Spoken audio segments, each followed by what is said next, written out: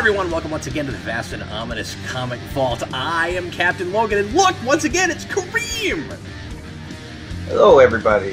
Kareem and I are apparently just knocking out major comic events that I've never bothered with in the past in my decade of doing this. Hey, Kareem, what are we tackling today, sir? Kingdom Come by Mark Waid and Alex Ross. Another DC book.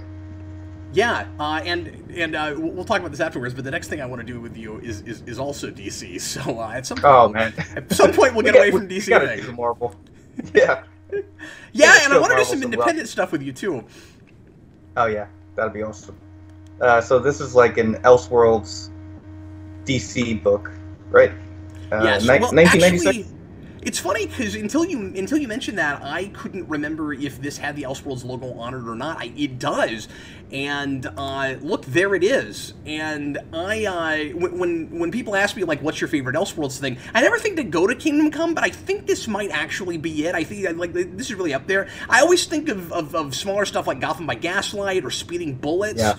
And I always think of this more as a big, giant, major comic event that isn't actually in canon. Like, this is, of course, a lot like Marvel's, and I'm sure we'll talk about a lot of the ways in which this is like Marvel's. It's, of course, also drawn by Alex Ross and came out around the same time in the 90s. But that is like this also in the sense that it feels like a what if or an Elseworlds, but it's of course that of course doesn't have the what if title, and this actually is an Elseworlds, which now you blew my mind with that. I'm like, oh yeah, I guess that is an Elseworlds. It should be, because I was gonna say when we got into this, like, I think this might be one of my favorite Elseworlds, but it's not that. Yeah, it is one. Yeah. Well, it feels so essential to like the DC kind of mythos and stuff like that you don't really, I guess, realize that. Like, it just feels like a component of, yeah, this might happen. Which we'll talk about that. Yeah, That's absolutely. My dog. So, when was the last time you read this book? You know, this is funny, because when I was 5 or 6, this was one of the first comic books I've ever, like, flicked through. Along with Spawn, which I shouldn't have. Yeah, I had the same thing with Spawn, yeah. Not at 5, but that's like because I was already older than that when that came out. And then like a Spider-Man Marvel team up with the Invisible Woman. It's funny when you just remember stuff as a kid. But anyways, the last time I read this was a couple years ago. Yeah, I haven't. I don't think I've touched this in 10 years. Wow, that long. At least, but a lot of it stuck with me. This is one of those books that kind of stuck in my craw and I took with me. The biggest things that impacted me with this, I think, are stuff that hits a lot of people real hard. Batman being held together with a mechanical construct suit, I think is a thing that everybody remembers, and Batman being almost a totalitarian kind of character in Gotham, running the streets with robots, I think is a thing that tends to stick with people. The image of an older Clark Kent on a farm always stuck with me, but I had forgotten that it was a hologram in the Fortress of Solitude. That I did not remember. I thought he was actually on the farm, and it's very important that he's not, because if, not to just immediately jump into the thematic stuff with this book, but if Clark is, well, first of all, he refuses to be called Clark at that point, and he's very much, there's a dog. Yeah, they're weak. He is. We'll just wait a second. It's cool. Yeah, we'll edit that out. Woof. Woof.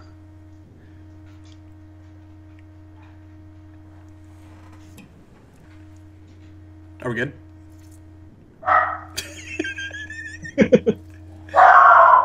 Oh, God. Oh, that's alright. I know what it's like, man. I got that, too. Gray!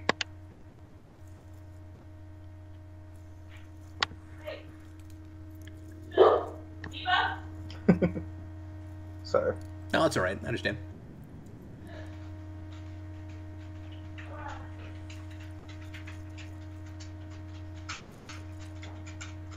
All right, they're settling down. Okay, are we good?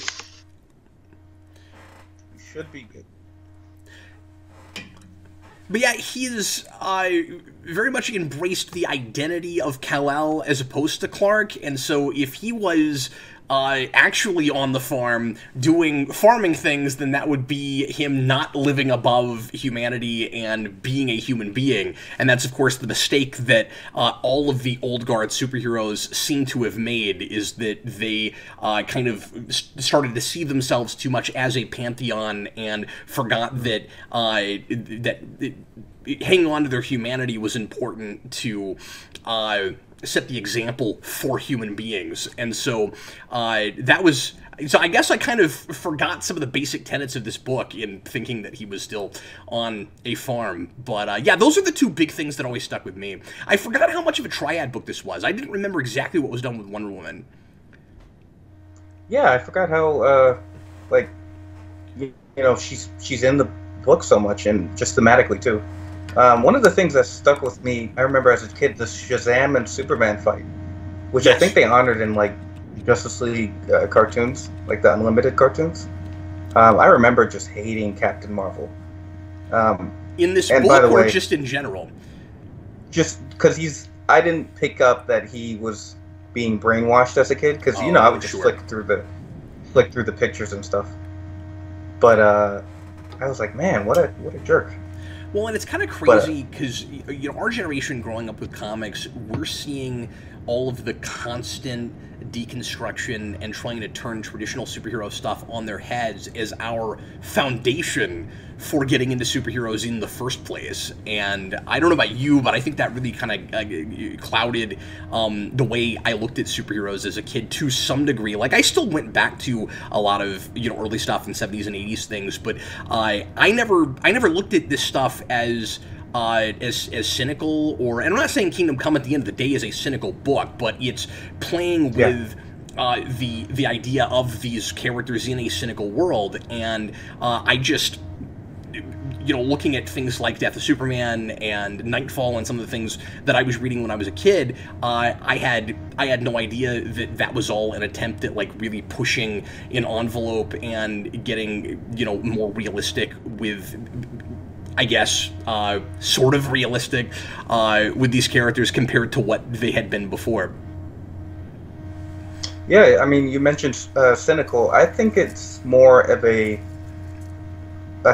cautionary tale. Yeah, absolutely. And I think people don't remember it that way because they love the kind of the future Mark Waid painted, but it's like, I feel like he's like, no, that it was just a warning sign, because, you know, this has a lot of 90s kind of image stock characters, and those are the kind of the punk kids that are ruining this kind of future and stuff like that. It's very Dark Knight Returns in that sense.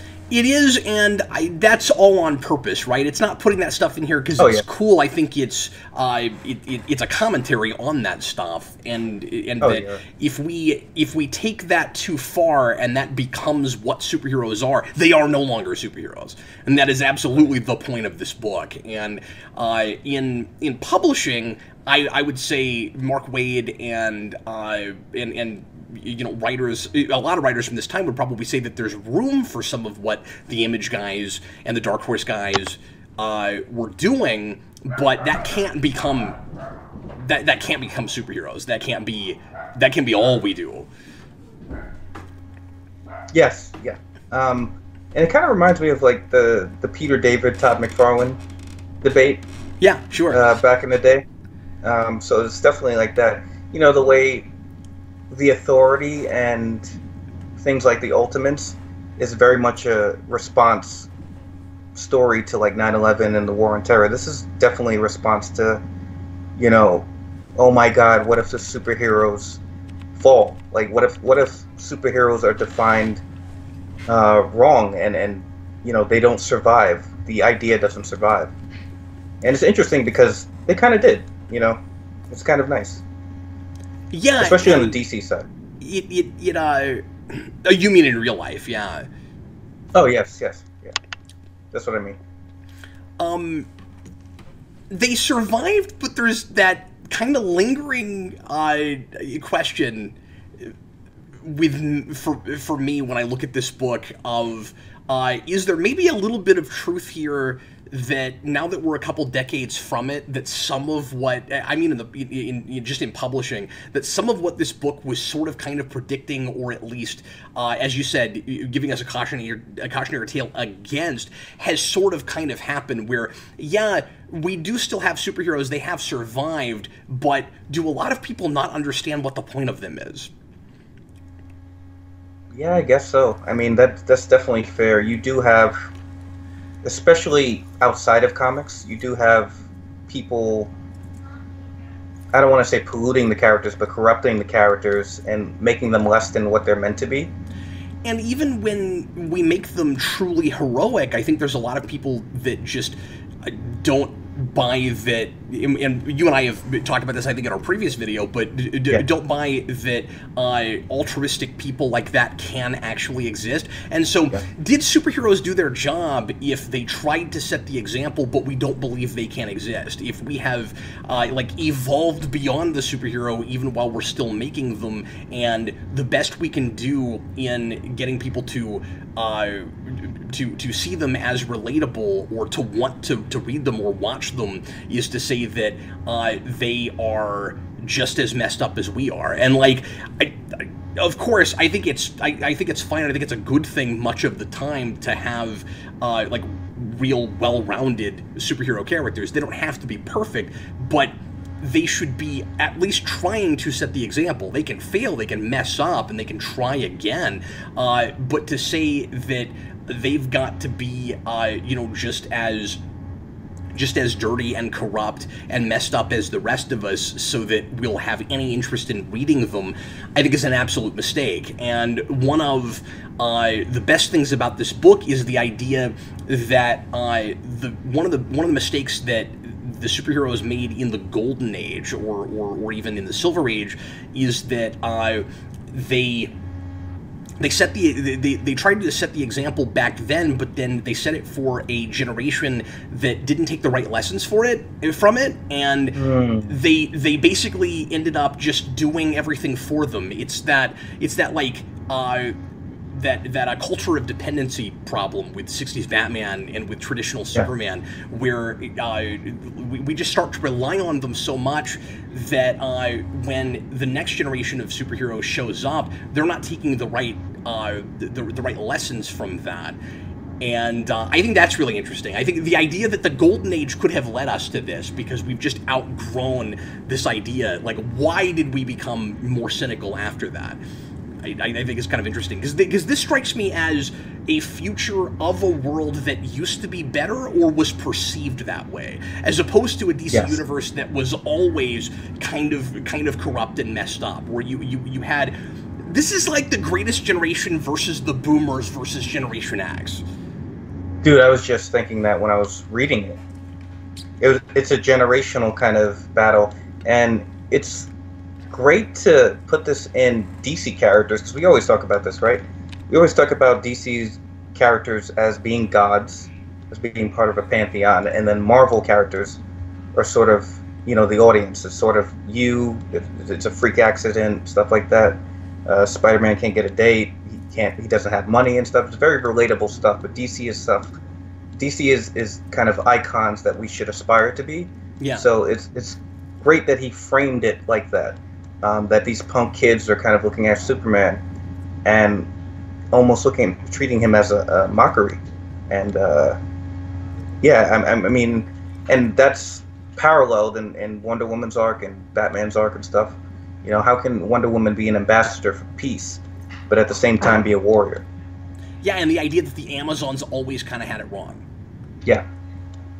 And they're kind of setting the wrong example going the other way. So the mistake the superheroes made was not living among us while trying to be the best of us. The mistake the Amazons made was not living among us while being warlike, but telling us not to be that way. So I mean, they're setting the opposite, but also wrong example.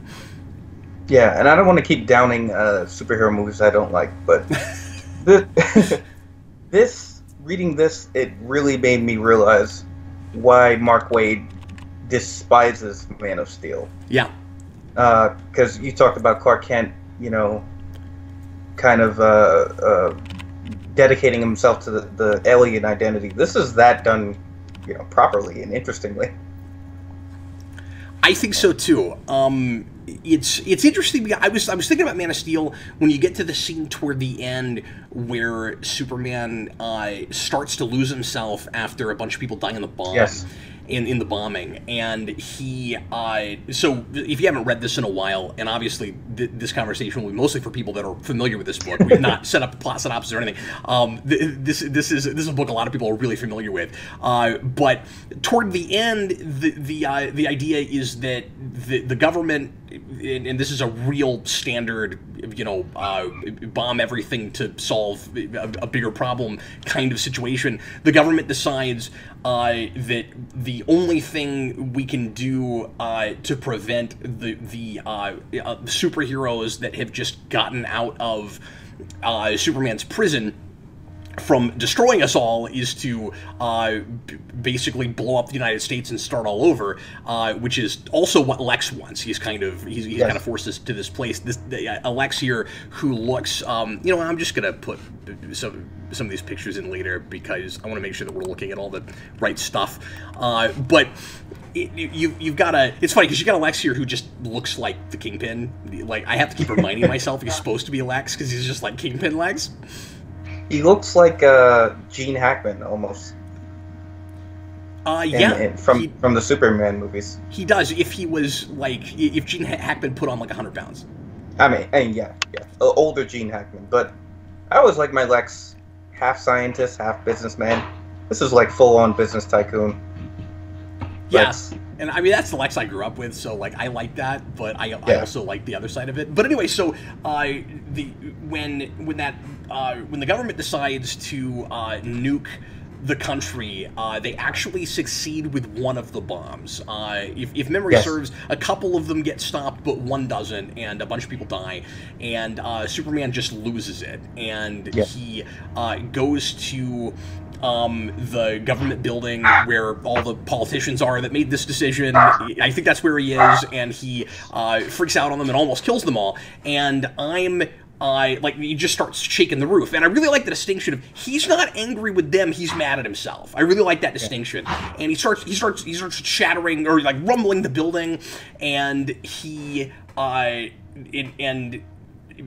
has to realize finally in the moment that he's not going to be able to forgive himself if he does that. And I was thinking in the moment, like, wow, Mark Waid put him in like a super similar situation, sort of like in Man of Steel, except it's not like is he going to kill the bad guy to save these people? Is he going to get like is he going to freak out and kill people because people already died, which is, interestingly, a couple decades later, how you get Injustice. And I was thinking Injustice a lot reading this, because I hadn't read this since I looked at Injustice, and we might talk about that some, because there's some interesting parallels and stuff to talk about there. This is, hands down, a much, much better book than that, but that's also really interesting. But I think it gets a little bit too silly and too corny in a lot of places, but it also has a really interesting take on a Superman who loses himself, but of course goes way, way farther. And anyway, you're talking about Injustice, right? Reading this again, I was like, oh, that's why Mark Waid walked out. Like, it wasn't just this isn't what Superman would do. It's he's put him in exactly the situation before, and that's what I meant. This is not what he would do. Yeah. And I'm a very particular Superman fan. Like, there's stuff, even more so than Batman. Like, there's stuff Superman, in my mind, would never do. And I completely bought, what he was going to do at the end of this book. Like, completely. Because I was so emotionally caught up in it. Me too, and part of that... And also just the way he loses himself. Yes. And everybody is, like the whole triad in the way they have failed, it's all pretty nuanced and very complex. Like, it's not all or nothing. Like Batman's not just a totalitarian crazy person now, which is really sad when you look at the the new adaptation CW is doing with Crisis, because they took their Batman from this and made him exactly that, where he's just kind of murdered everybody he doesn't like. God. So that's really unfortunate. And Kevin Conroy got to play it, yay! Yeah, but I still have to check that out. yeah, well, that will hurt your feelings a little bit, because he just takes Kingdom Come's Batman and he basically turns him into Injustice Superman. Ah, okay. Kind of. Terrifying. But everybody's really nuanced, right? Like, Superman is, when he finally, when Wonder Woman comes to him and says, you've gotta come help us, get these superheroes to actually be superheroes. He shows up, and he's not immediately, like Wonder Woman wants to, let's try to force all these people to do the right thing. He really doesn't want to do that. He doesn't want to just straight up go to war with them. And as time goes on, he's getting closer and closer to the Wonder Woman side of it, but constantly resisting that. So, like, he thinks some force is necessary, but he also is trying to keep their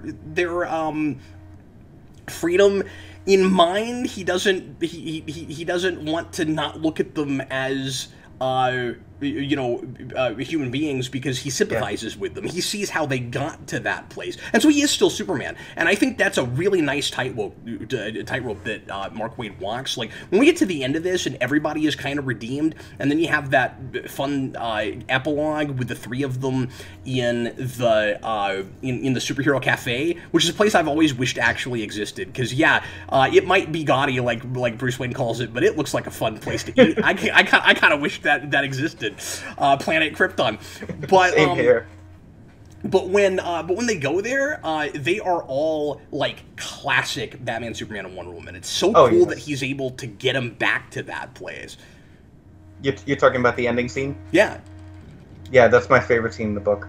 Well, I love when they're like, "Oh, what would you like to drink?" And Clark's like, "Milk," and Wonder Woman's like, "Water," and then Batman's like, "Coffee. Keep bringing it." You know, it's just such a minor line, but it's like completely to their characters. And he also refuses to say the names of any of the silly dishes, and he's just like, steak. Yeah.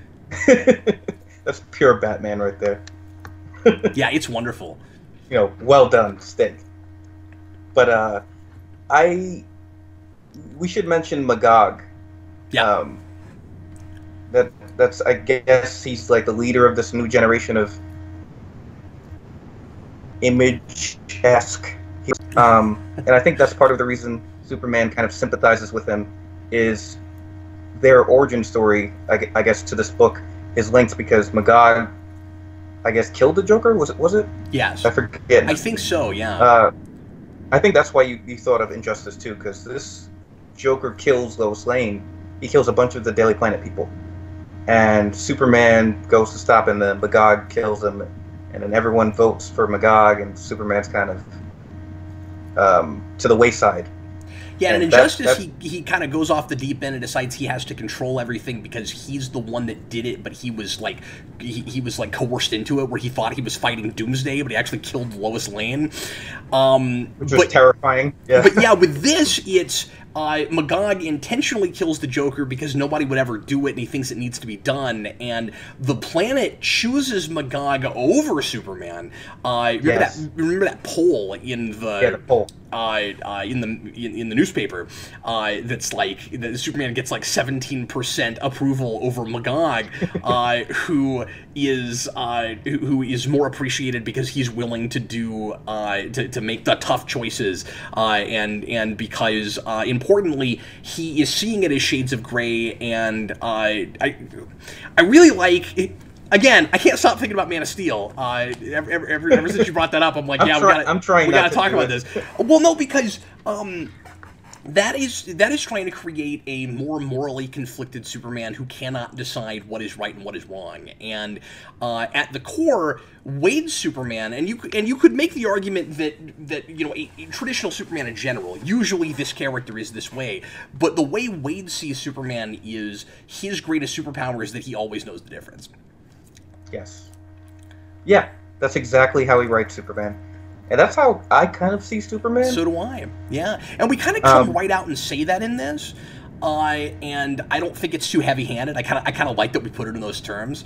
That when you get to the end, I mean, we haven't talked about the Eisen character and how that is connected to Marvel's, but you've got the Spectre, who gets his hands on a priest or a pastor. I think he's a pastor. I think he's a pastor. And he is supposed to be really important to stopping Armageddon, and the way he ultimately does that is he has a heart-to-heart with Superman at the end, and he's the guy that reminds Superman what his morals are, and that is his greatest gift, that he's able to always see the difference between right and wrong, and the place where he lost himself is when he forgot that and he stopped doing that, and he decided he didn't know anymore. And it's like, no, you do. You have to tap back into that again. This is not a thing that this is not an ability you've lost.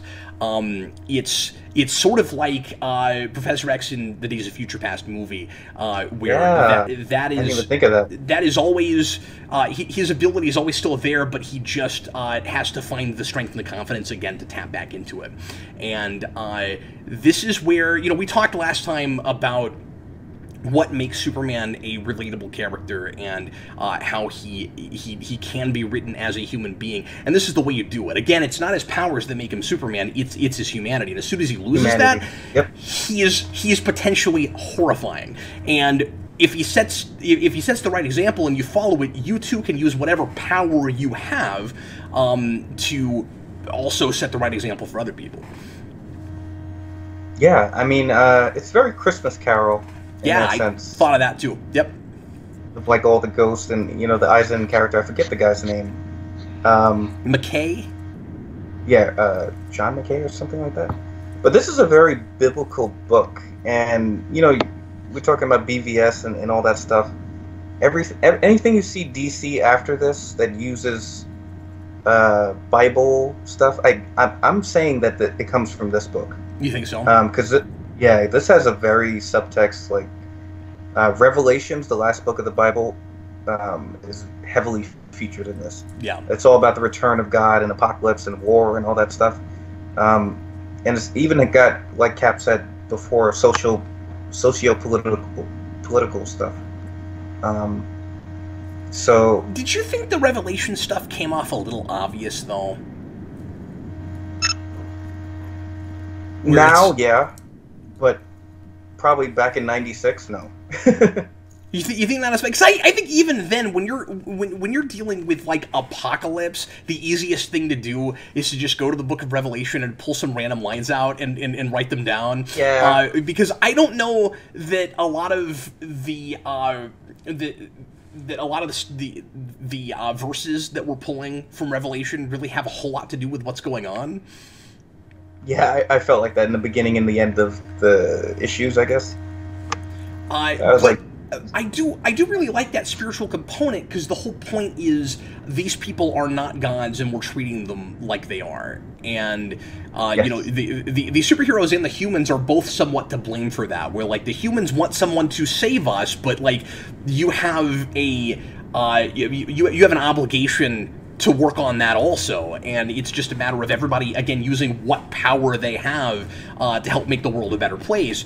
And so we're trying to put the idea of the end of the world in all of these, because it's not just the Bible we go to. We also call it Ragnarok, and there's some discussion of Eastern philosophies also, and we're trying to put it in that terms because it feels grand and it feels like this huge horrifying monolithic thing. But at the end of the day, it's just people making choices. And I like that this book that feels so like grand and celestial about it. At the end of the day, the point is it's just people making choices. Human, yeah. And I think that's punctuated with Captain Marvel's sacrifice at the end. Superman kind of talking sense to him. And I love that scene where Superman goes to deal with the nuke, and then Captain Marvel just, you know, knocks him out of the way and sacrifices himself to save, and it still doesn't work. I love and so you've got those consequences, and I think it's really interesting that Lex and his ilk had a point. Yes. That they are right about that to some degree. And remember, Batman also said, like, he's just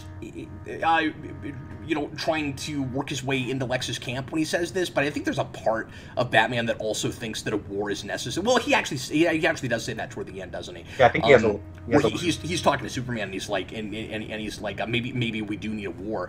And now that I'm thinking about it, I think Batman has turned around a little bit too easy on that, but I had the same thing, and I wondered about his infiltrating Lex's circle. I was like, that's a little too... I would like more about that. Me too, because Oliver Queen is there, and was Oliver Queen also just infiltrating with Batman, or was he one of the bad guys? Because we don't see him again, I don't think, and so if he's just with the Legion of Doom guys, basically, there, does he also... I guess he doesn't have superpowers, but I was thinking, like, does he also get an inhibitor collar at the end? Well, Lex gets one. What does the collar do? Does it just keep you from escaping or something? Or does it shock you? Because they talk about it like it's a superpower inhibitor collar, but Lex doesn't have superpowers. I don't know what the collar does. Yeah, Lex is funny in this. Well, he's not funny, but... There's one scene where he's just laying down his cool, bad guy plan with a bunch of evil villains, and then someone mentions Superman. He's like, Superman will pay, he will die at my hands. And so he just freaks out, and everyone's like, whoa, dude, like, relax. Clearly has something for Superman. But we're talking about, we're talking about Batman. Go ahead, sorry. There's a line where I guess Batman references his son. And it has this like weird Ra's al Ghul kind of... It's not weird, but it's like a Middle Eastern Arab name. I forget what it is. It's like... I don't know if you caught that. The guy that replaces Ra's al Ghul? Yeah, is that supposed to be Batman's son? Or are you talking about... Yep. Is it really? Okay, I missed that. Yes. Because and if you look at it, it's Damian Wayne's real name. This is before Damian Wayne. But Damian didn't exist. Yeah, interesting. Right. So Morrison went back to this? No. The idea of Damian did exist before Damian was created. So I think Denny O'Neil wrote Talia and Batman back in the 80s or 70s. Yeah. And it was like a one-shot that wasn't in continuity. And they had a kid, and she didn't tell him about it. So Grant Morrison kind of took that out and put that in continuity. I forgot that's where that came from, but I didn't know that went all the way down to the name. Yeah, because I looked up the name, and Damian Wayne popped up. So it's just a different version of him. Fascinating, and I'm so glad you looked into that, because I didn't know that. That's really cool. We should mention this is where Red Robin comes from. This is where the outfit comes from. Dick Grayson has the Red Robin costume. He's not called that in this. He's just wearing a cool, different-looking Robin suit. And I wondered about that. Later, we gave that to Tim Drake. Confused. Yeah. I mean, a lot of stuff pulls from this, Yeah. So that's what that feels like line that Batman had. From Dark Knight Rises. Yeah. Even the superhero restaurant, which we love, is Tom King brought that back in his Batman run. He did. Yep. The Wonder Woman armor, the new movie has it. Wayne Manor being blown up by Bane was in BVS. Yes. Good call. There's a lot of stuff that pulls from this. But yeah, this is an extremely influential book, of course, and I think a lot of that has to do initially just with how beautiful the artwork is, right? That was a big draw for a lot of people looking at this, and then just the kind of we hadn't really done like the cynical future deconstruction thing with DC yet, and again, Waid has such a good handle on what these characters would be like if they got lost, and then he sticks the landing so well that I think it's well remembered because it's ultimately an optimistic book. It's not just the novelty of let's see these guys go evil, because again, they don't go evil; they're just astray. Yeah, and their world is astray. And I think it's like a meditation on heroism, and the fact that these kind of icons of the DC universe are important, and if they're lost, then the whole thing is lost. So I think it was very much a, oh god, these characters are killing comics, these Image characters and stuff. I don't mean to keep crapping on Image, but I think this is very much a response to that. Yeah, well, and it's not just Image, it's just like what was really popular in comics right then, because it was seeping into every company, and Image had a lot to do with it.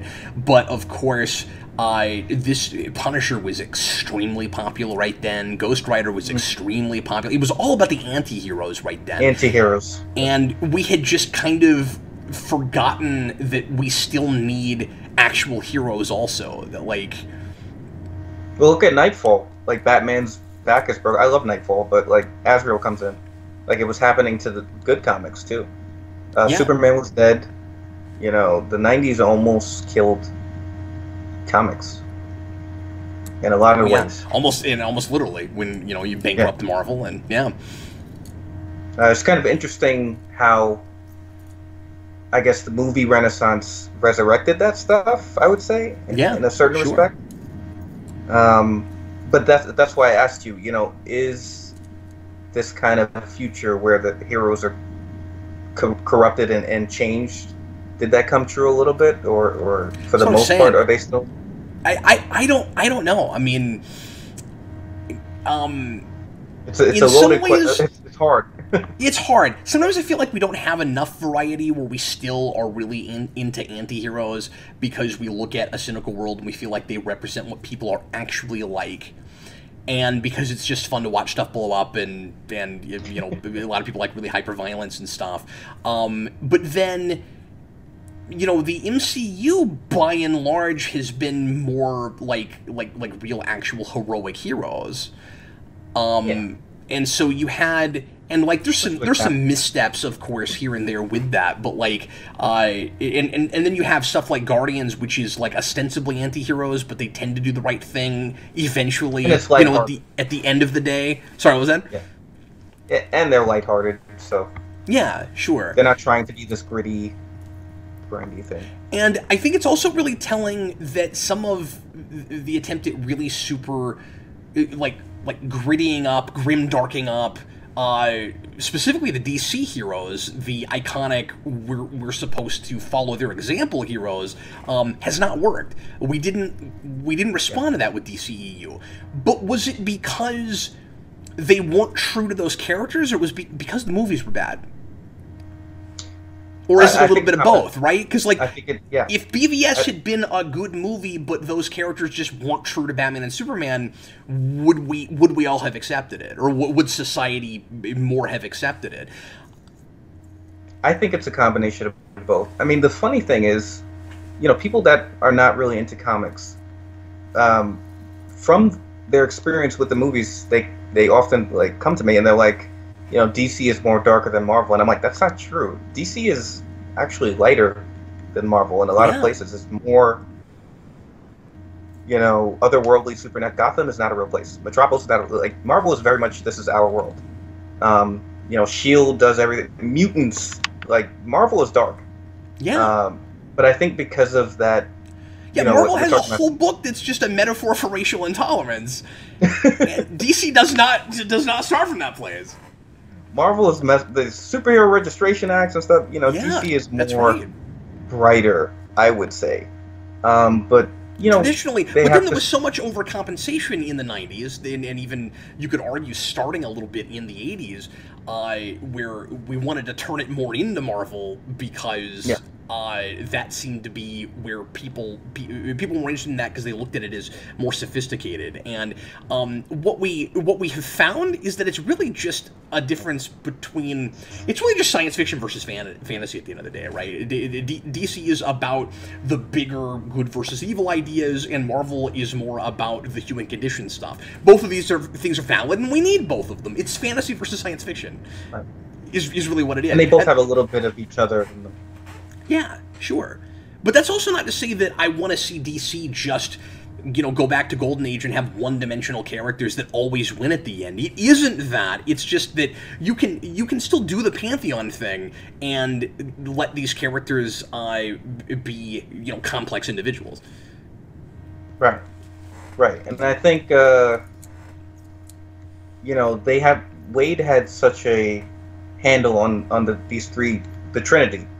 Like, he knows exactly who Superman is. He knows exactly what Batman would do. And Wonder Woman. Wonder Woman is very interesting in this story. Yeah. I didn't buy her sudden frustration with Batman during the battle, where she's like, "How dare you?" and she like flies him up and stuff, almost about to kill him. I don't know if you thought that was weird. Did you just think it was too over the top, or? Yeah, I was like, it just came out of nowhere to me. But well, I just like her. Maybe the emphasis was just in the wrong place. Because what I want to like about this, but I don't know if this is in the book. I don't know if this is really what it is. What I want that to be is, how dare you question me, you mere mortal, right? Like, because she is again kind of seeing herself above human beings, and Batman is a human being, but that's not really in the book. Like, she kind of treats Batman like the rest of the Pantheon. I mean, that's the best thing about Batman with Justice League stories, right? Is you never think twice that he couldn't fit in with them. No, you really don't.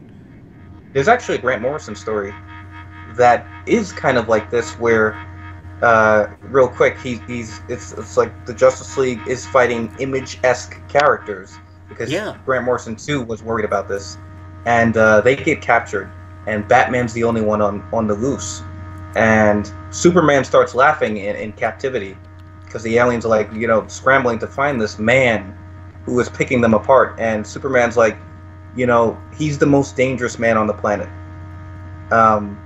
So it's kind of like Superman, the most powerful guy ever, is saying he's the most dangerous man. So it's kind of interesting that Wonder Woman and views Batman in this as, you know, immortal and stuff. It feeds into the god kind of theme. Is that where the Elite comes from, or is that something else? It might be. I think it's his first arc on the Justice League run, which we've got to read that. That's awesome, dude. Yeah, I've always meant to do that. I've never so done good. it. Yeah. But yeah, my biggest takeaway this time was, Wonder Woman's background is really fascinating, and I like the way she's overcompensating in order to try to force change in the world, to prove to the Amazons that she really has enacted some kind of change in the world, made the world better, because again, if you haven't read this in a while, she's been exiled from Themyscira because she hasn't done enough. The world has gotten worse instead of better, and so she just gets exiled. And she and Superman have exactly the same problem, which is they don't think that they mattered enough, that they did enough to inspire people, which is really interesting, because the irony of all of that is that they actually did inspire people, but the wrong way. The wrong way. That people really did end up seeing them as gods. I also really like this idea that Superman doesn't understand his own importance, and the inherent contradiction there.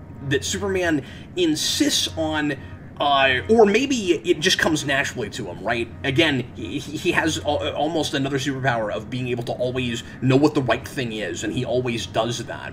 And I always looked at Superman as a guy who tries to, uphold his values in every situation, because he has to be the man that doesn't show any flaws and doesn't have any human weakness, as far as people can tell when he puts on the costume.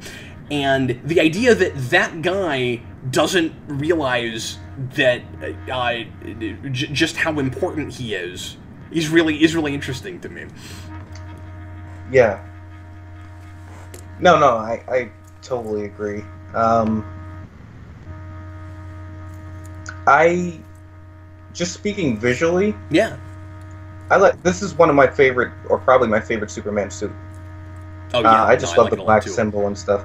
I kind of take it as, remember when Batman loses the yellow in his symbol and gets the black bat, and I always take it as after Jason Todd was murdered, Batman got a little darker and he lost that thing, and this is the same kind of idea, I'd say, because he kind of I think he had to be reminded of why he's important in this story. Yeah. And what he meant and stuff like that, or what he means to the generation and stuff. There's some parts where it's a little heavy-handed. I mean, when he goes into the bar, when he goes into the bar and all the kids are drinking and smoking, I guess. I'm like, really? That's the best you got? I guess this was PG-13 comics or something. Like, they're just drinking, man. Like, and they have this one line where he's like, oh, what does that S mean? I forget what the line is. Yeah, I don't remember. I don't remember that scene very well. Yeah, but all the young kids, their designs are so ridiculous, and intentionally so. But Alex Ross kind of draws his heart out in this. This is probably the best Alex Ross work, I'd say. But a lot of people that come in a comic book background, this is very much the Justice League, like how they look, Alex Ross art and stuff like that. Yeah, that's right.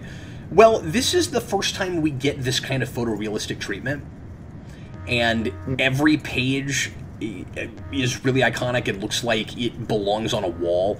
Like every page, especially the full page spreads, but like every page you could frame and put on a wall somewhere, and it's like that Norman Rockwell thing where it's like he sat down and he painted actual Superman. It's like Superman was standing there and posed for him, and he painted him. And I've never looked into what his visual references were for this, but a couple of them seem pretty evident to me. And part of the reason I've not looked into it is I don't want to be wrong. His Superman is George Reeves' Superman. Looks spitting image of George Reeves. You think so? Yeah, I do. Yeah. And do you not have that? Do you think it's something else? Well, I never grew up with George Reeves, but oh sure, but like go back and look at Adventures of Superman, and it looks like him. Yeah, I know he does like sculpture work and stuff, or he draws from sculpture work, and he has models, wear these stuff, and the way he draws costumes. Yeah. Yeah, the way he draws costumes just in general, it's not... It's hard to explain. It's not drawn on. It's like if a realistic... Like a guy just wore a Superman costume. Like, it's very authentic looking. Well, and I don't hard know... to explain. Maybe I'm going too far when I say this, but I don't know if you get modern superhero costumes in movies the way we have them if it's not for Alex Ross, because on the page he makes a really good case for these things can look good in the real world, and this was in a period of time where we were terrified to take fabric and put it on the big screen. Like past Christopher Reeve, you don't see a lot of that. When we do superhero costumes, they've always got to be Kevlar, and some of that, of course, and they've got to be rubber, and of course, some of that is to make it more realistic that you could be in a fight in them and take bullets and stuff. But some of it is also just we're afraid that that's going to look like people running around in pajamas, and he makes a really good case in both this and Marvel's for guys running around in pajamas can look really majestic in real life. I'm also going to fight you a little bit and say that I think Marvel's is absolutely as good as this, visually. I think both of these books are his best work, but yeah, I haven't read that in years, man. It probably is. Oh, sure. That's one that I've gone back to some. So okay. I'm going to go back to Marvel's in a minute because I want to make a couple of comparisons to that. But first of all, let me also say that another thing that I thought he might have been looking at with a character is, and I'm thinking about this specifically in one scene, but his Batman looks like an older Adam West to me. I was going to say that too. Did you also have that? Definitely, and just the hairstyle too, right? Yes. When you look at it, particularly the scene in the Batcave toward the end where he's arguing with Superman, it's Adam West, man. Yeah. And that's so cool. And I wonder if a lot of other people maybe also picked up on that, and that's maybe part of why people had the idea for a long time that Adam West really should play older Bruce Wayne in a Batman Beyond movie, is because we kind of get to see it in this. Yeah. Well, we're talking about Batman Futures, right? This is probably second to Batman Beyond of like, yeah, I could see Batman doing this. It's so Dark Knight believable. Returns is great, but it's a very alternative story. Yeah, it's so believable. This is very much a Batman War Games kind of Batman, grown old, just a paranoid. Gotham is just kind of this terrifying V for Vendetta, Neo City. Yeah, it's just terrifying. And Batman has become a sadistic Iron Man. Well, and I kind of like the idea that because so we're saying that other superheroes don't look at him as lesser than them, even if they have powers, because he's like the he's like the paradigm of humanity, right? But I also think that one of the things that makes Batman kind of sympathetic in this, and again, I think he turns a little bit too easy at the end, but one of the things that makes him sympathetic and makes me buy that he is paranoid like he is and is acting like almost a totalitarian dictator with his robots is in just stopping all the crimes with remote control robots, which I think is great. I've always loved that, and the design of those is really cool. Is that he didn't really maybe have as much to do with causing this problem as the more superpowered godlike characters, because keep in mind that Batman is always in the background. He's not in the spotlight. He is an urban legend before he's anything, and it's left ambiguous as to whether or not this Batman was ever like out in public with the Justice League and front and center, and if he ever got in front of a microphone and made any interviews or anything. But the way he acts in this, he doesn't seem like the type. He doesn't seem like the type. I'm gonna assume that, and maybe this is too much of an assumption to make, that this Batman is urban legend Batman, and ergo he's not gonna have that I look at myself like a god thing like the rest of them do. No. I don't think his character arc is the same as Superman and Wonder Woman's in this. I think it's a lot more about learning to trust his god friends again. It's Batman learning that they're not actually gods, and once they realize that, he can trust them again. But also, maybe if he had trusted them more in the first place, he wouldn't have helped to create the world that they started in the first place, right? But I actually think that he is less responsible than they are. Well, remember, Mark Waid has written Tower of Babel. And Tower of Babel, for you guys that don't know, Batman makes these contingency plans that before he joins the Justice League, they're meant to neutralize members of the Justice League, so trust issues. But you said Batman comes from the shadows and stuff. It could be an ideological thing before the event happened. Kind of like Iron Man and Captain America. Absolutely. It could be Batman warned him this would happen. They warned him they would be judged like this, and I'm gonna keep working in the shadows because you're wrong and you gave up. It could be from that kind of philosophy. Because they have a line in this where it's Batman. I forget who said it, but Batman and Superman, we never agreed on anything, but I think they were talking about killing. It's that argument in the cave. I think it's a really important Batman defining moment. And I love it so much. Superman says, the only thing we had in common is that when you boil Batman down, when you strip everything else away, you are just a guy who doesn't want to see anybody get killed. I love that line. It's great. Yeah. And it is the big thing that they both have in common, but the difference is their methods, the way they go about it. And Bruce, even after you get to the end and everybody's gone through their character arcs, he still says, I am about fear and you are about trust. And those are true to those characters too. That's true. He's always going to be that way. This has nothing to do with anything, but I was just reminded of this. I also really kind of like that New American Way line. I like that we don't throw the American Way part out, with Superman. It's truth, justice, and the reason it has to be a New American Way is because we have to kind of refine that again. I like that a lot. I like that we don't just toss that aside. Well, I talked about socio-political stuff in this book. And not to get too much into that, but everything is kind of in your face nowadays, and it's nice to have that as subtext and not be obnoxious about that. So it's very clear that the new Justice League in this story have to be sort of political, but work with the public instead of above them. Yeah. And it's really just a delight to just read these old school comics that are not like shoving stuff in your face 24/7. So I appreciated that. Yeah, I'm with you. It's so weird in my brain to think of this as old school.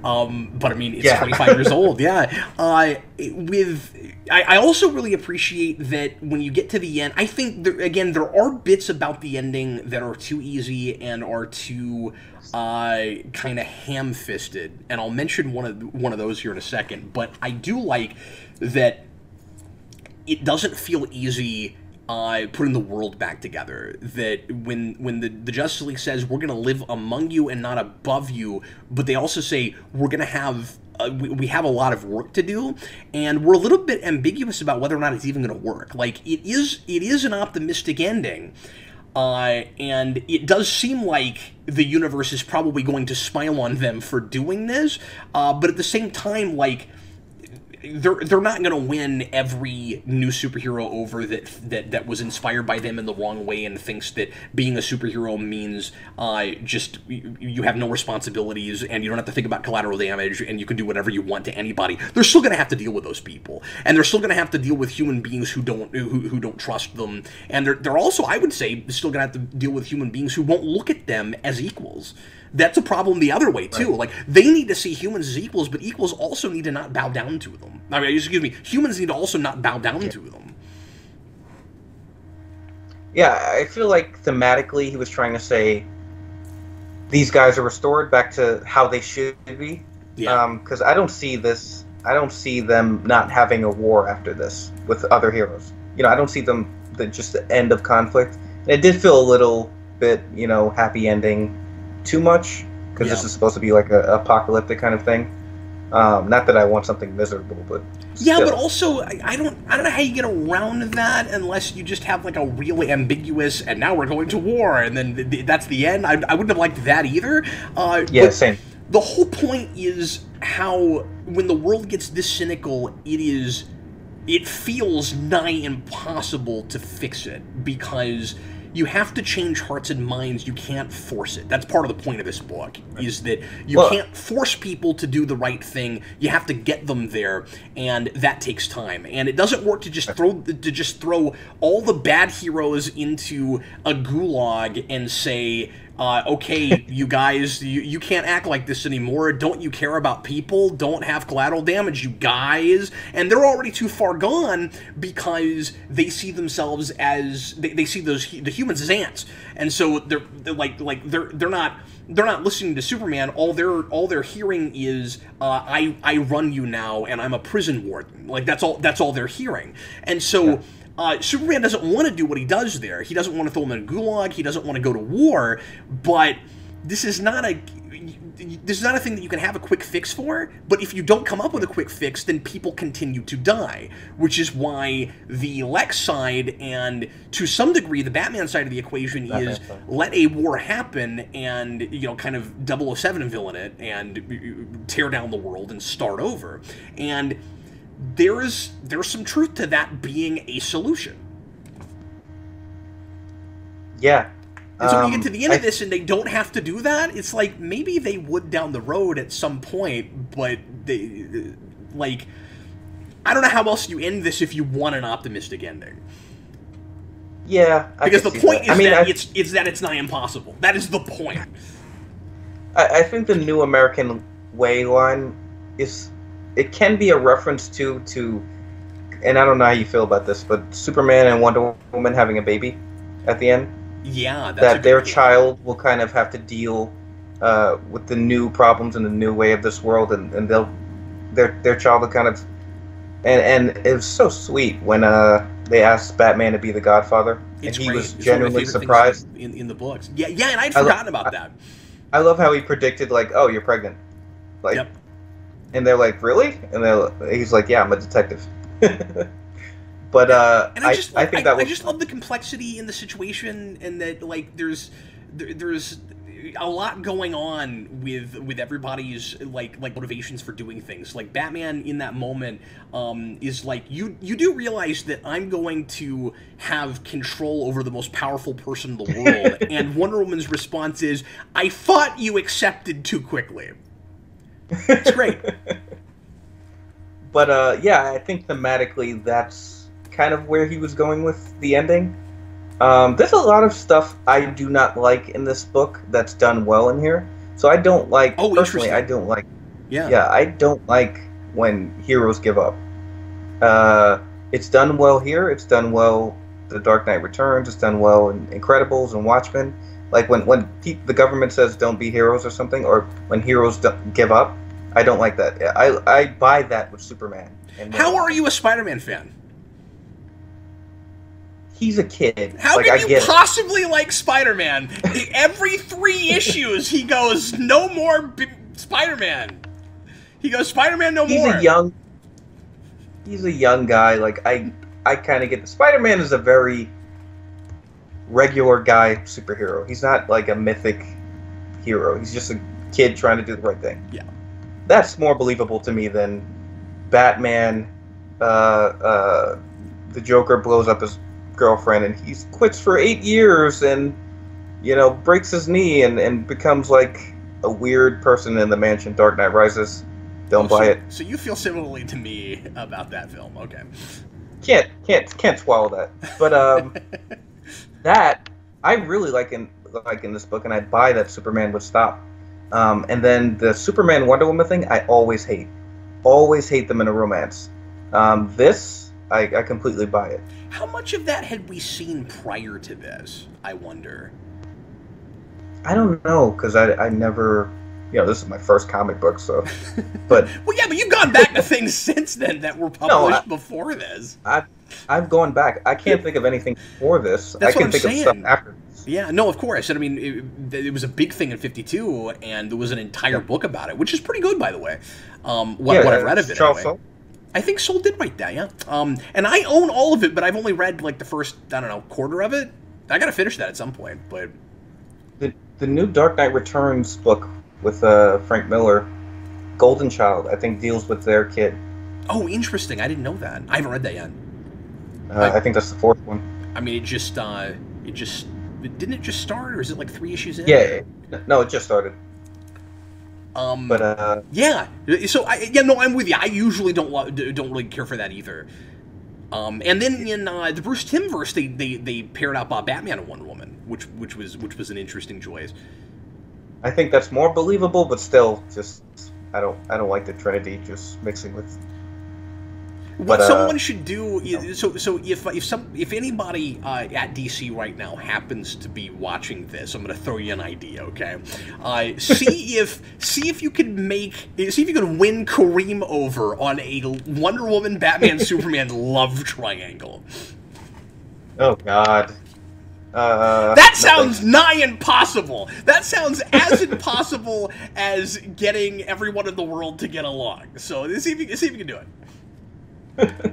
Well, there's just speaking of references, there's so many just nods to the fans. There's an Action Comics image, you know, the first Action Comics Superman image. Then there's a Detective Comics. There's Super Friends in this. There's I want to go to that restaurant. Yeah, the Gulag looks like the Legion of Doom headquarters, which is a wonderful image that, like, Superman, try as he might, cannot put this together without it looking evil.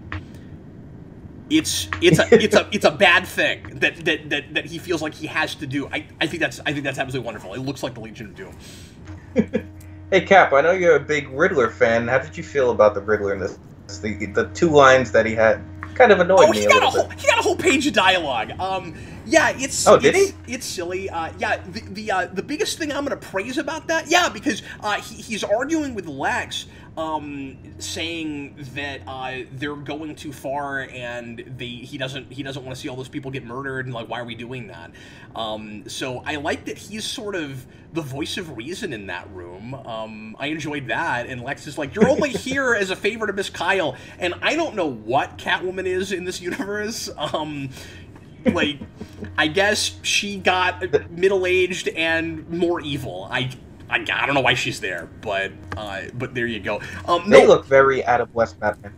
She did. I know, it's great. The thing I love about Riddler is just his look. It's a really cool middle-aged Riddler. I don't know, again, what I don't know what that face was based on, but yeah, it had to be somebody. It was some dude.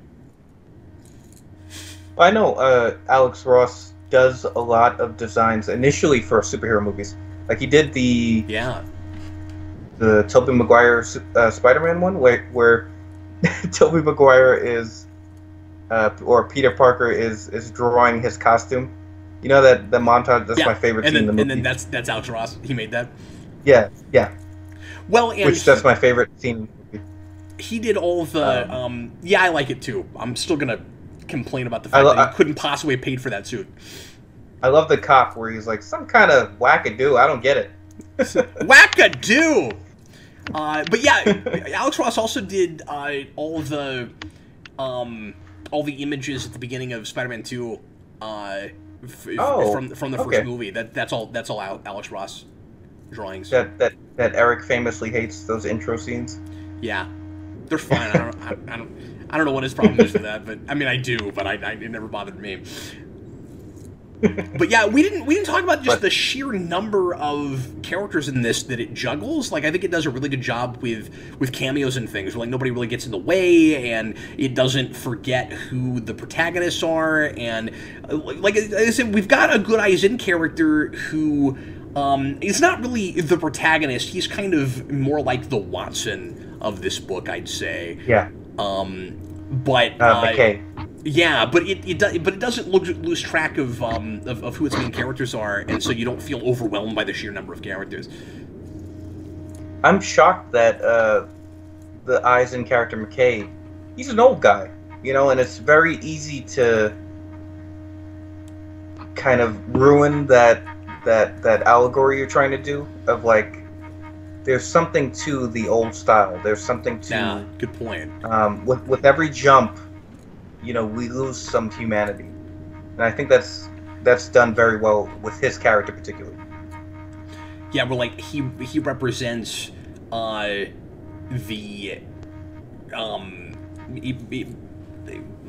like, an earlier, simpler time. We do exactly the same thing with Marvels. Where the Eisen character there is an older guy who, he's not Ben Urich, I don't think, but he could have been Ben Urich.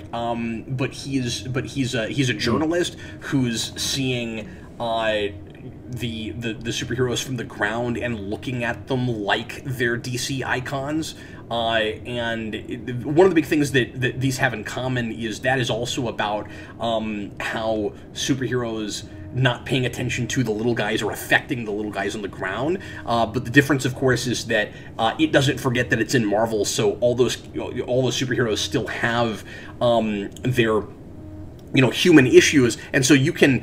It's not the same story as this, but it deals with some of the same stuff, and you can do that in the 60s with Marvel, and here you have to go in the future. I think it's really interesting. Yeah, the Marvel is very much a children of the 60s kind of universe initially. I mean, that's the kind of the backbone of that universe. DC, yeah, I mean the apocalyptic future, and we talk about the different characters Waid is juggling here. I find that Flash part terrifying. It is, yeah. Where it's like it gets never one stops page running. and we never deal with it again, yeah. That stuck with me as a kid. I was like, wow. I had forgotten about that. Yeah, I mean, I'm a child of 90s superhero TV, so I was raised off of that, and I know who Batman. I know all these characters and stuff, but just to see them like this as a kid was just, it was very profound, and I remember that just affecting me. And Aquaman, too, and Green Lantern up in the sky, with like the watchtower and stuff. Yeah, and we could have really overdone it and tried to give all of those characters like big things to do, and I think just checking in with them was the way to go. Well, it's like me personally as a fan, I'm getting kind of sick of the Elseworlds, not Elseworlds, but like alternate, like what if Superman were this, and what if Batman were this, you know? Yeah. But this, it's like they're not so off model that it becomes unbelievable. Yeah, exactly. It's more like it's more of a like science fiction what if statement with the same characters, where it's like, what if these characters grew old and the world got as cynical as it started to look in comics at that time. That's kind of the big what if statement. But they're still the same characters. And again, I don't think this would have stuck around and it wouldn't have stuck with people the way it did if these characters didn't feel like themselves, if it lost something. I think this is very adaptable. I think this is really. I think this is as poignant now. I think a lot of what this is dealing with is both with its social commentary, but also what it's saying about comics is unfortunately still relevant. And I think that you can, like we were talking about earlier, maybe to some degree, there's an argument to be had, certainly, but to some degree, you can translate this also to screen. This is maybe more, what I mean is, like, I think this is adaptable to take this to screen, but I'm saying that, like, I think that this maybe speaks to screen superhero stuff now, in a way that it was speaking more to comic superhero stuff in the 90s, and I think it's maybe, in some ways, more poignant at the moment. Like, I wonder if I handed this to somebody that didn't read comics, but went to every MCU movie and was looking at the DCU stuff and that kind of thing, what they would take from this. I wonder if they would see it as the same meta-contextual thing for those things as it was for comics. That's a fascinating question. I didn't even think of that, but you have a point. And you know, it's almost, you can make an argument that this is a companion piece to the Dark Knight Returns. But Frank Miller was angry when he wrote that, right? It feels very angry. This is more like worried. This is more like we need to watch ourselves. It feels like Waid wants to solve the problem, right? Like, you know, we get to the end and our heroes are doing their best to solve this problem. If you read too far, as I tend to do, Kareem, you could get to the end of this and you could say that what Waid could be, it's cautionary, but you could also say that Waid is saying that in the publishing world, with what we're doing with superheroes, you can't make an omelet without breaking some eggs. He could be saying that we need to see certain things in comics, you know, crash and burn. He could even be saying that he could have, I don't know that he was necessarily seeing the crash, but it's very interesting that happens 2 years after this. Yeah. Well, it's just the signs were all there. I can imagine. And I mean, this took some time to make. But I don't want to give it too much credit and say that this book was in a meta way, like guessing at what was on the horizon for the publishing. But I don't know. It's really interesting that it happened right then. In hindsight, it's easier to read it that way. Yeah, and it's super eerie given all the religious stuff. You know, the revelations of all that stuff, like contextually. There was something I how want to it mention. Worked out kind of like that. There was something I want to mention about the religious stuff that I had forgotten. I thought it was peculiar, and I'm not even necessarily criticizing it. I'm just not sure. I thought it was peculiar that McKay put things as a Christian pastor, and I don't know what denomination he is, but he's clearly Protestant. But it was odd that he put things in such like Eastern kind of terms, where he's like, I've never seen God. I've always seen you know, God as more of a concept and as like an entity that you can't put in like in human terms, and that works really well thematically in the book, obviously. But I've never ever heard a Christian pastor say that. Like, Where did he get that? How is he so Buddhist about Christianity? It's odd. He's very secular. He's very secular. I think Waid did that intentionally because it already feels heavy-handed with all this God talk and religious talk and stuff like that. Yeah. And I don't think he wanted to overdo the whole theme of that. You think he was overcompensating because really... he was afraid that it would look like a Christian book? That yes. he was like preaching some kind of... That's what I was getting at. And I was worried rereading this that it would read like that. Just given the opening scene of like, okay, we're dealing with a pastor and stuff. Yeah. It doesn't... I was worried that... He goes a little too far the other way, where I don't fully buy this guy as a pastor. Well, it would have been cool to have multiple people from different religions be the eyes and just have like 2 or 3 other people from different perspectives. You may have been able to get away with that. Yeah, that would have been a good idea. Kind of like remember that Brian Michael Bendis Daredevil story where they're in a group meeting and they're just reflecting on what Daredevil was and stuff like that. I don't know if you remember that during his Daredevil run. I don't know if I got to that one or because I reviewed half of it with Eric, but I've not read the other half. But I just can't remember. That's probably the stuff I read, and this has been a while.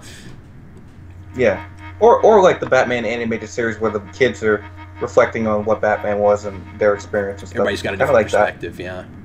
Yeah, it could have been cool, but yeah, I feel you on that one. One of the things, and I meant to say this earlier, that I thought was weirdly heavy-handed or just kind of corny was Batman wearing white at the end. I didn't need that. I didn't like that, and the robots too were white too. Yeah, and it doesn't match the coda either. Like it acts like Batman's turned 180 degrees, and then when he goes into the restaurant, nah, he's still Batman. I don't know why. I don't know why we did that. That's one of those reasons why I say it's a little too golden happy ending at the end. A little too much. No, Batman's still Batman. Yeah, and he's not gonna change. A lot of the comic booky heightenedness of it works really well. It's just when it gets super sappy, like all the heroes have a really kind of grand heightened way of speaking that totally works and is really consistent. And I'm never like, oh, people don't talk like this. I think Waid is great at that. And a lot of those DC heroes at that time had that. Yes. I think one of the Justice League stories I was reading during that time, like Superman is like, "Great Scott," which is really just cringeworthy. But you never like, it never comes out during the story. It's and I don't mean Golden Age comic speak. I mean like almost Shakespearean. Oh, interesting.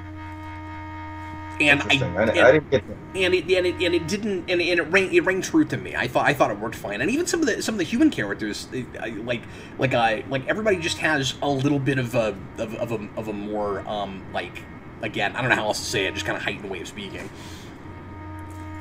Yeah, I could definitely see that.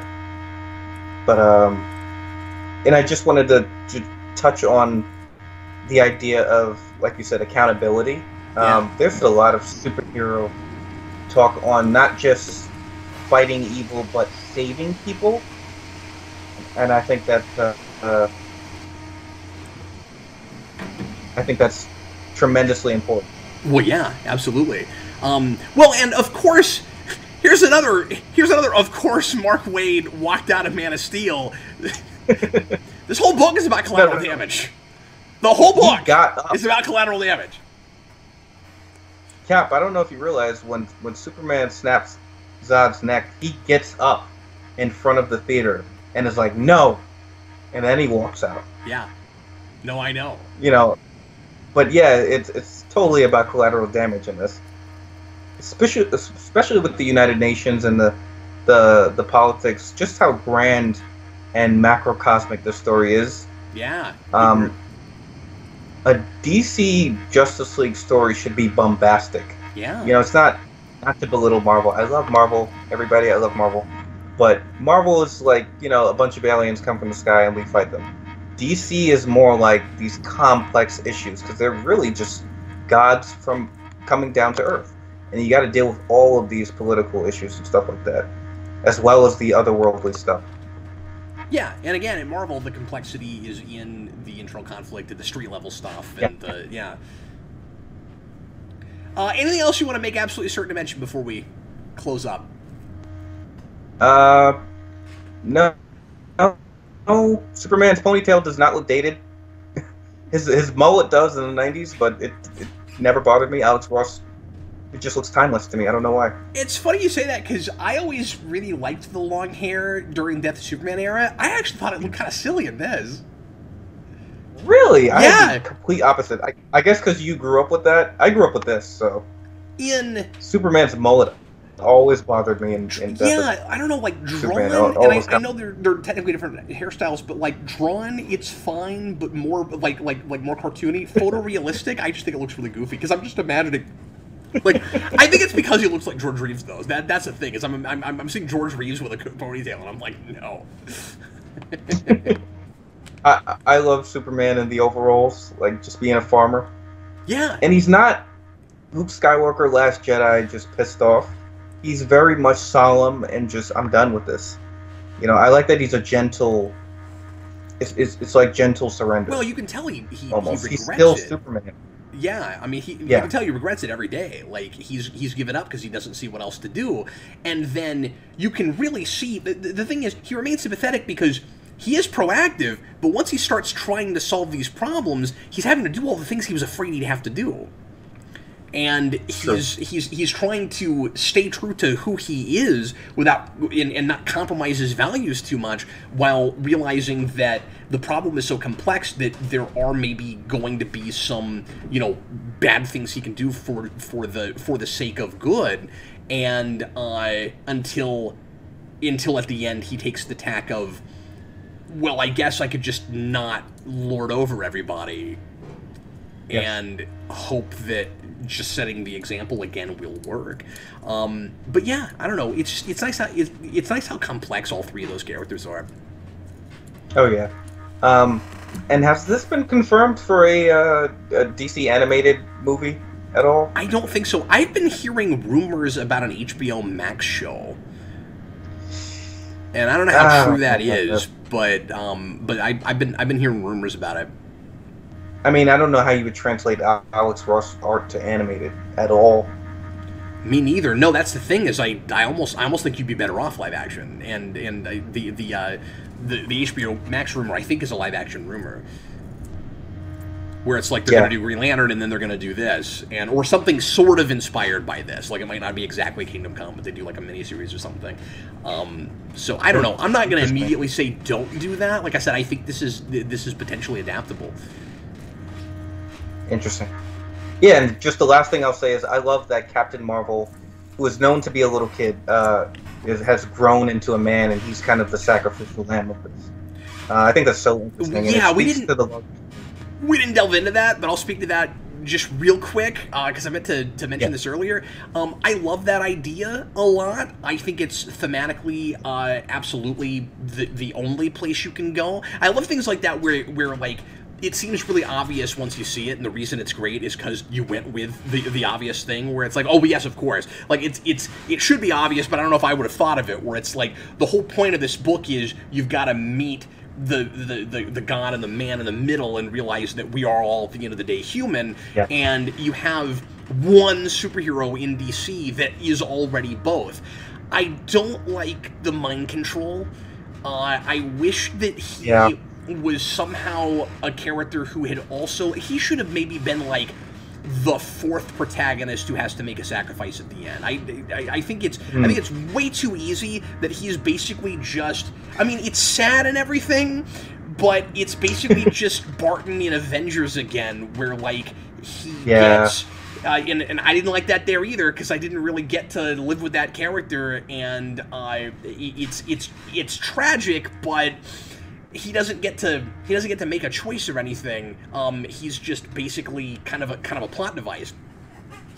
And so with this, you've got Captain Marvel, who I have programmed myself to say Shazam, but he's Captain Marvel, where he's just mind wiped or mind controlled by Lex Luthor, or brainwashed, I guess, and he's going up against Superman because he's told to, and then Superman just says the right words and breaks him of that, and I don't really know how that works. Like, I don't know. Like I said, I mentioned Dark Knight Returns. I think Waid was intentionally trying to not make another ideological thing with Superman versus Batman in that book, and Superman versus Shazam. I agree with you. I think it would have been more interesting if he wasn't brainwashed, but it works.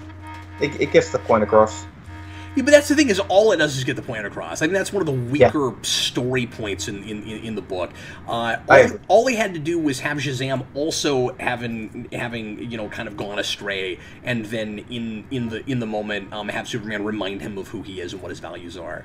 And I think that could have worked a lot better. Again, it also could have looked real light switchy, but I don't know why that broke him of his brainwashing. I don't know how the brainwashing works. It just seemed too easy. Well, he covered his mouth and stuff, and I like that the only thing that could hurt Superman physically is magic. That's true. Yep. Yeah. Yeah, and I like a thing that should like break diamonds or whatever just gives him a paper cut. Yes. Yeah. The is Wonder Woman's sword. Yeah.